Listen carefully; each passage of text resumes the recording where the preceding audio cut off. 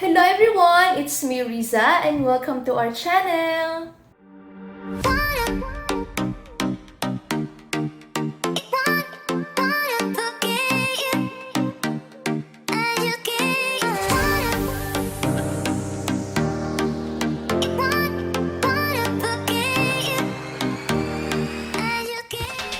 No, it's romantic, babe. Welcome to our channel!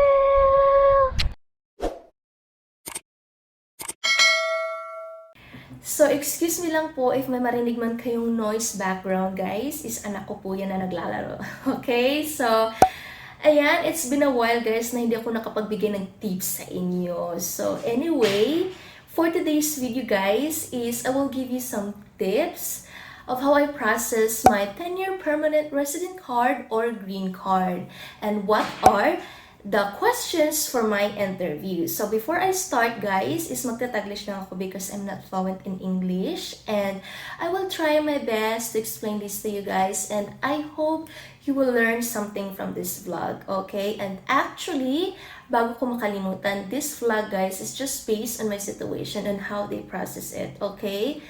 And doon naman sa questions is nakadepende na din yan sa officers mo kung ano yung mga questions na itatanong nila sa iyo. Kasi sa nababasa ko sa group is merong iba, konti lang yung questions na tinatanong sa kanila and there's some naman is a lot and sa akin is madami yung mga tinatanong sa akin ng officers. So, nakadepende na po yan sa officers mo kung ano itatanong talaga nila sa iyo, okay? But just be prepared na lang kasi yung mga itatanong nila sa iyo, guys, is all about you and your husband or how's the situation of your relationship or your marriage, how's your marriage, something like that. And some of your husband's background and you as well. So, nakadepende na talaga yan sa tanong ng officer sa'yo. Okay? So, ayan, mag-start na ta. Doon tayo sa how I process my 10-year permanent resident card. So, before ako i-share yan sa inyo, guys, is from what I have read in the group, they said that if you have an interview for your 2 years permanent resident or green card, then you will have an interview for your 10 years green card, which I'm not sure if it's true or not kasi nababasa ko lang yan siya sa group, guys. So, yun lang ang masasabi ko sa inyo. And also, gusto ko lang din malinawin, guys, ha, na I'm not an expert and I don't know everything. So, sinishare ko lang to sa inyo, guys, kasi I just want you, to learn something from this vlog and I hope this vlog will give you some preparations before your interview. Kung may interview man kayo for your 10 years green card, okay? So, anyway, kung wala man kayong interview sa 10 years green card mo, so that means may interview ka na nung 2 years mo. So, I'm not sure kung totoo ba siya o hindi. Kasi, sa akin din kasi, nakuha ko yung automatic yung 2 years green card ko. So, that's why nagkaroon ako ng interview sa 10 years. Kasi wala akong interview nung 2 years ko. Kasi I think included na siya sa pag-process no ng spouse visa ko. So, ayan lang. So, anyway, mag-start na ko, ha? Okay, so the first step is, again, this is based on my situation. So, sasabihin ko yung date kung kailan namin pina-process or fina-file.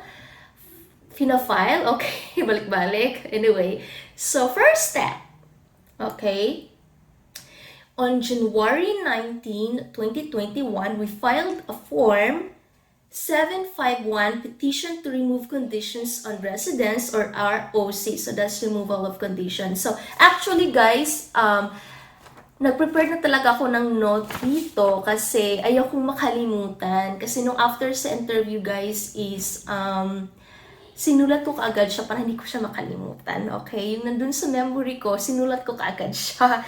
So anyway, nandito lahat sa note yung yung explanation ko sa inyo, okay? So, continue again, sasabihin ko again, on January 19, 2021, so we filed a form I-751 petition to remove conditions on residence.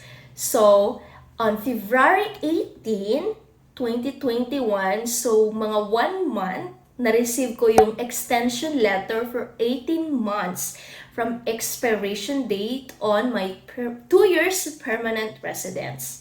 Okay, so ayan siya guys.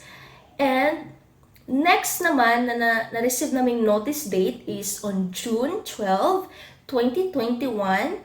I received my appointment notice for biometrics on July 7, 2021. So, but I had to reschedule my appointment because we were on vacation at that time, okay?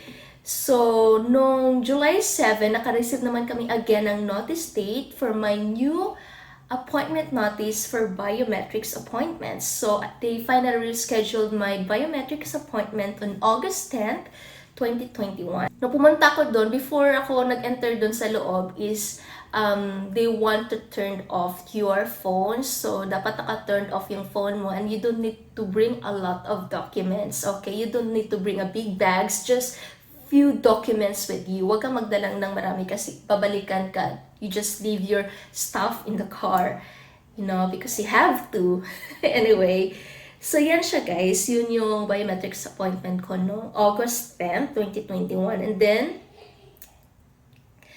on November 3rd, 2021, that's another notice date, is nagkaroon ako ng interview notice on December 8, 2021. So, interview ko noon is December 8, 2021. Just recently lang, guys. Okay? So, nung after nun sa interview is mga few hours, I receive, nung chinecheck ko sa USCIS website, they said there that my new card is being produced, which means nakapasa ako sa interview.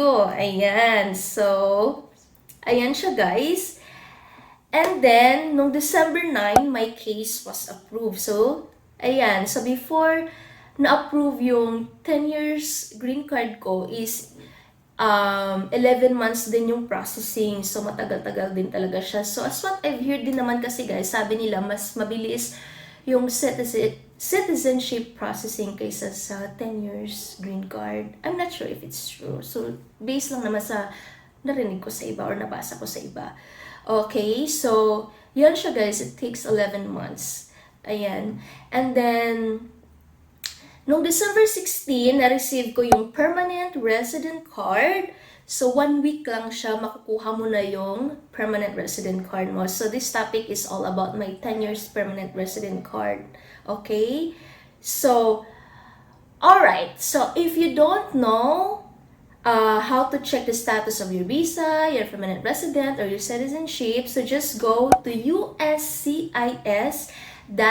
website, and the next is go to manage your case, then the next is check your case status, and then the next is enter your receipt number, and then check status. Doon mo makikita kung kumusta na yung status, okay? So, ayan lang, sa mga hindi pa nakakaalam, okay? So, binigyan ko na kayo ng tips for that at ilagay ko lang siya sa screen, okay? Para mas malinawan. Okay? Ayan siya, guys. So, yan yung pag-process namin dun sa 10 years permanent resident card. And, bago ko makalimutan, okay? If you wanna know kung magkano ang bayad, okay, we paid $680 or 34,000 pesos. So, yan yung, you have to pay 680 to file the, for petition to removal of conditions on residence. Okay, so, ayan. Ayan siya, guys. And then, so, dito naman sa next step is another note naman. Okay, so, dito tayo sa next topic. Next topic is yung questions ng officers sa amin, ng husband ko, okay? So, ito yung masasabi ko sa inyo, guys. Before you interview, you need to bring your spouse and your children, okay? To prove na, you live together, ganon. And kasi iba, nung wala silang partner or yung spouse nila, nagdala sila ng attorney. Nung nakikita ko lang doon sa loob na may dala silang attorney, yung iba, o diba, so hindi talaga madali. So, kasi sa akin, dinala ko yung husband ko, yung anak ko. So, nung that time is, my husband needs to, take some time off for my interview. So, ayan. Anyway, so before kami tinatanong ng officers, is, nag-ask siya kung ano yung mga documents na dinadala namin, and ito yung mga documents that you need to bring as well, okay? But it depends on the situation din kasi, di ba, sabi na, gaya na nga sinabi ko, it depends on the situation. So, ayun nga. So, I hope naman, di ba, if you have officer na mag-ask sa'yo ng few, so that means you're lucky. Kasi sa akin, hindi ko in-expect na madami siyang kine-question sa akin. And, more than 20 questions yung tinatanong niya sa akin. Sa dinami-dami ng tinatanong niya sa akin, nakalimutan ko na yung iba. But I think most questions are nandito sa notes. So, ayan, kaya nilagay ko siya dito para hindi ko makalimutan. But anyway, so ito yung mga documents. Okay, so first documents na i-ask sa'yo ng officers or ina-ask sa akin ng officers is the lease agreement. So, lease agreement, yan yung tinitirhan ninyong mag-asawa, and I think the officers wants to make sure na nandun yung pangalan mo sa lease agreement to prove that you and your husband live together, and as well as your utility statement. You have to make sure na may utility statement ka na nakapangalan din doon, okay? So, next is joint bank accounts, okay? So, you need to have joint bank accounts. So, before your interview, guys, dapat meron kayong joint bank accounts, okay? The next is the birth certificate of your child. So, you have to bring the birth certificate of your child, okay? Marriage certificate, we passed that marriage certificate naman nung nag-file kami ng form, and then, tinitingnan lang naman niya yung marriage certificate namin, and then binalik niya agad sa amin. Ayan. And then the taxes, year 2020, wanna make sure na nakapangalan yung ano mo doon sa taxes ng husband mo. Dapat meron yung pangalan mo doon. So, yung taxes na binigay ng husband ko doon sa officer is just year 2020 lang. So, ayun, yung anak ko. Naglalaro siya, ewan ko. Sorry for the noise background, guys, okay? So, yan po yung But, I think it's better na mag-bring ka ng taxes year 2019 to 2021 to make sure, kasi yung dala ng husband ko is 2020 lang, tapos tinatanong yung ng officer ko bakit ito lang dala, then nag-explain ng husband ko, so, kinukonsider naman niya. Diba? So, medyo strict yung naging officer namin doon. So, ayan, the next is me and my husband's passport. So, you have to make sure na madala kayong passport ng husband mo, okay? Yung passport naming mag-asawa is kinakopy niya, okay? And then, binalik din naman niya agad sa amin after he copied our passport. So, then next is my 2 years GC. So, tinitingnan lang naman niya yung 2 years green card ko, and then binalik niya agad sa akin. So, ayan guys. So, anyway, ito na tayo sa questions. Okay, sa questions tayo, guys. Itong questions, guys, is hindi to siya, pasunod na So, pasensya na po sa ko ang Bisaya. Anyway, ayan nga, gaya na nga sinabi ko na yung mga questions is, guys, is depende na talaga yan siya sa situation ninyong mag-asawa. If they're satisfied, then they will just ask you few questions, but if they're not, means they will ask you even more. Okay. So, yung first question, guys, is, nung tinanong sa amin ng officer is, how did you met? Okay. The second question is, where did you meet each other in person? Third, when did your relationship start? Then 4, how long have you been married? 5, when was your wedding day? 6, where was the venue of your wedding? 7, how many guests attended your wedding? 8. What day do you put the trash out? 9. What is the color of the walls in your bedroom and also the living room? 10th, what time do you usually eat breakfast? 11th, how about your husband? 12, how old is your son? 13, what's his name? 14, what kind of food did you have for breakfast this morning? So, nung interview ko noon at that time, guys, was December 8. Ano daw yung ulam ko nung bago ako dumating dun sa office. So, ayan. And then, 15, what time do you and your husband go to bed? 16, what time does your husband go to work? 17, what time does your husband come home from work? 18, have you been arrested? 19, what city do you live in now? 20, your address. 21, when did you first come here? So, actually guys, as what I've noticed dun sa officers ko noon at that time is, tinitingnan niya yung form, and at the same time, kine-question niya ako. I think, he just wanna make sure na tugma yung sagot ko doon na nakalagay sa form. So, I think yun, and yun yung ibang questions na nakalimutan ko. So, I think most questions are here naman. So, ayan, more than 20 questions. So, ayan nga. And then, more. May tinatanong siya sa husband ko. Ito yung some questions na tinatanong niya sa husband ko. What do you do for a living? And second, how long have you been working? 3, does your wife work? 4, have you ever been married before your wife?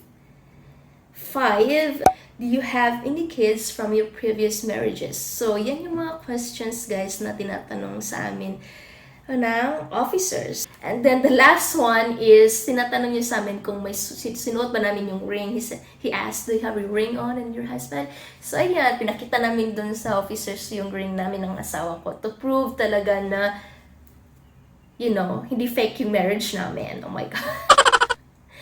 Ayan guys, so be prepared na lang sa mga questions kasi it's all about you and your husband's marriage status or relationship status, ganun. The officer will explain to you about the citizenship for you to apply and then the oath taking, something like that. Because after you receive your 10-year permanent resident card, is you have to apply N400 for citizenship. So, ayan, that's naturalization. Din doon naman sa citizenship, guys, yung mga interview nila sa'yo is all about American history and government. If you have any questions, so I hope masasagot ko lahat yung questions ninyo. And if I don't, means I don't know, okay? Because I'm not an expert, that's what I've said, okay? So I hope ma-share ko sa inyo next time for citizenship. I hope makapasa ko in God's will. So, ayan. And, of course, ito guys, is kapag may na-receive ka ng mail galing sa USCIS, huwag niyong itatapon yung mga mail, okay? Like this, sinisave ko talaga siya. Sinisave ko yung mail dito na galing sa USCIS. And also, dun sa interview notice, huwag mong itatapon kasi importante yan siya. You have to bring it for your interview kasi i-ask nila yan sa'yo to make sure na ikaw talaga yung na naka-receive nun na interview notice and ganon. So, ayan lang naman. Huwag niyong itatapon just in case itatanong nila sa'yo yung mga mail, you know. So, walang na siya guys ha. So, I think that's all for today. And I hope you learned something from this vlog. And yeah, thank you so much guys for watching. And I hope you have a wonderful day. You make good choices. Be safe out there. And yeah, see you guys next time.